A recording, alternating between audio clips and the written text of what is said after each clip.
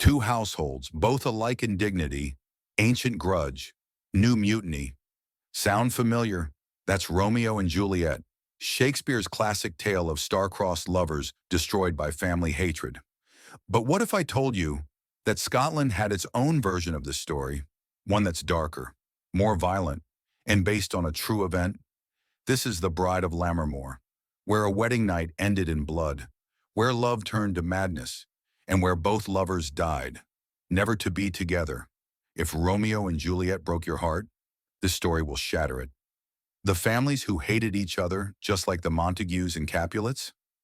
Scotland had the Ravenswoods and the Ashtons, but this wasn't some petty argument. This was political.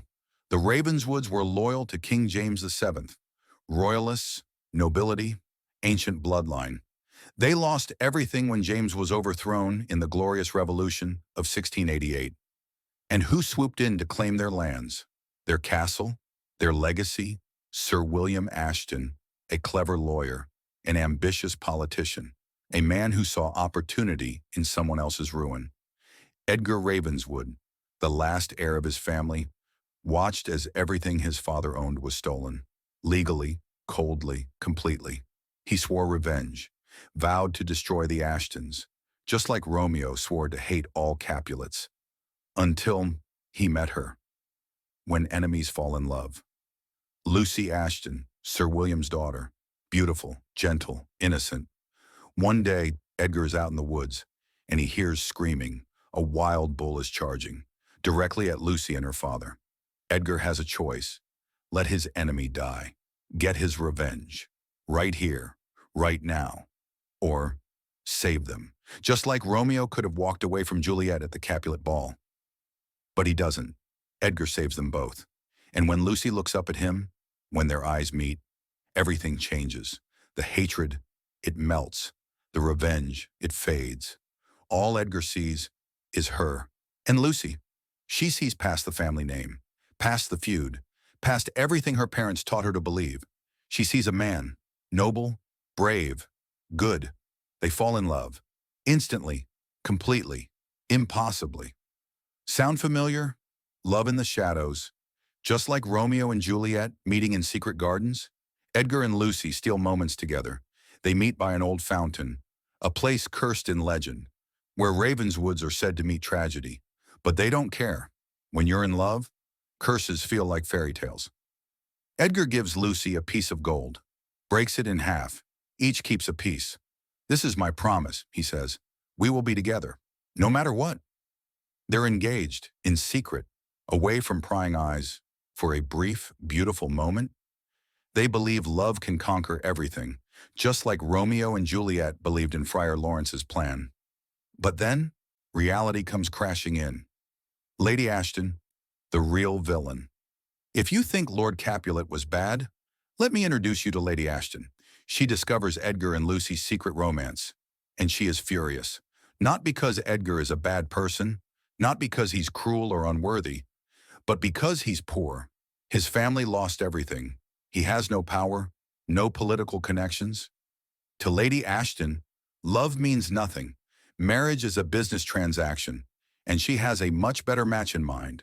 The Laird of Bucklaw, wealthy, connected, perfect for advancing the Ashton family's position. So what does she do? She launches a campaign to destroy Edgar and Lucy's love.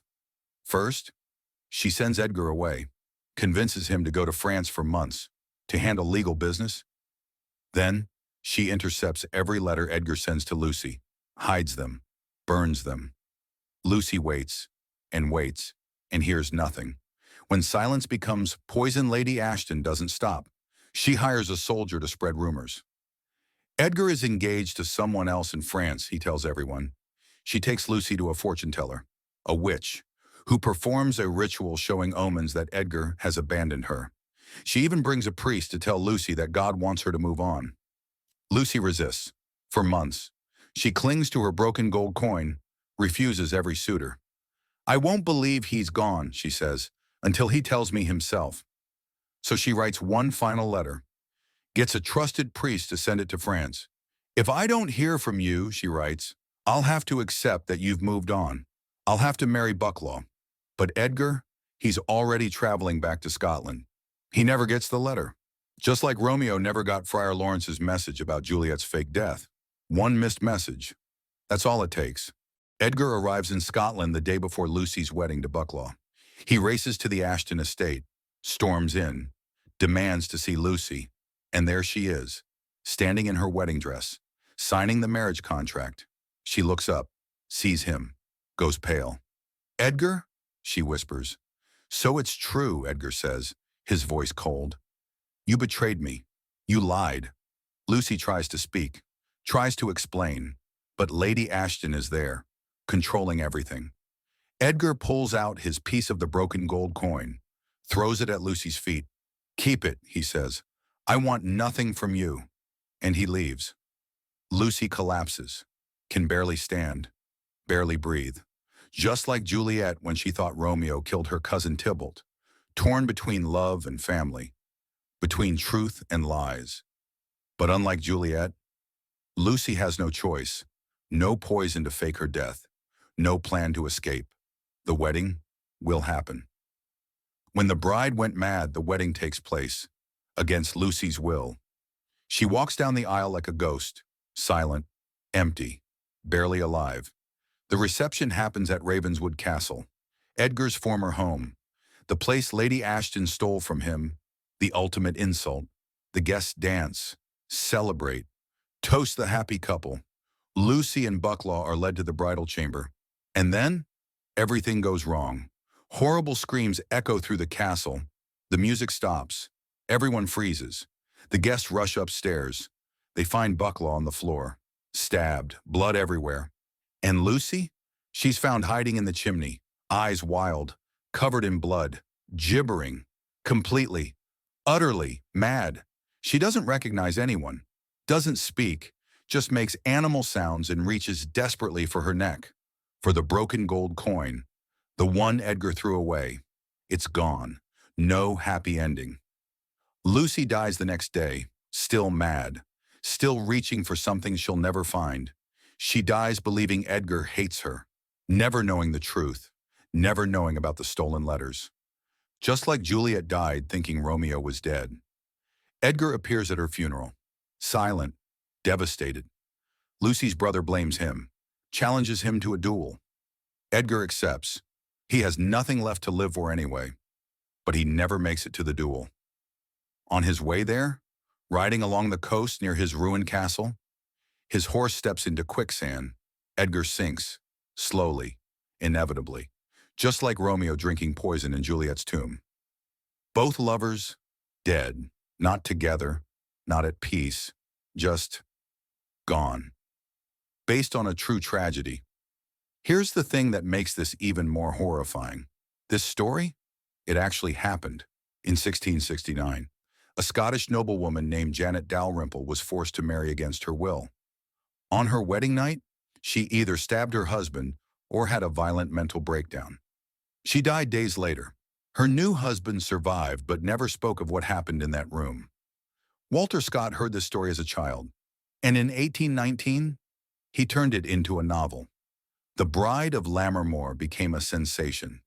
In 1835, it became an opera, Lucia de Lammermoor, still performed today, one of the most famous operas in the world. The mad scene, where Lucy loses her mind, it's iconic. What Romeo and Juliet and Lucy and Edgar teach us. So why do both these stories survive? Centuries apart, different countries, different cultures, because they show the same truth. Love cannot survive when families put power before people. Romeo and Juliet died because their families refused to end a pointless feud. Lucy and Edgar died because Lady Ashton valued ambition over her daughter's happiness. In both stories, the lovers did nothing wrong. They just fell in love with the wrong person, and it destroyed them. The tragedy isn't that they died. The tragedy is that they had to die, because the adults around them cared more about pride than love. Romeo and Juliet got a tomb together. At least they died side by side. Lucy and Edgar, they didn't even get that. She died mad. He died alone, separated by lies, by manipulation, by forces beyond their control. If this story hit as hard as Romeo and Juliet, if you had no idea Scotland had its own tragic love story, smash that like button. And if you want more comparisons between classic literature, more stories that echo across time and cultures, hit subscribe and turn on notifications. Drop a comment. Tell me, which story is more tragic, Romeo and Juliet or Lucy and Edgar, and why? I genuinely want to know your thoughts. Thanks for watching. And remember, the saddest love stories are the ones that didn't have to end that way. See you in the next video.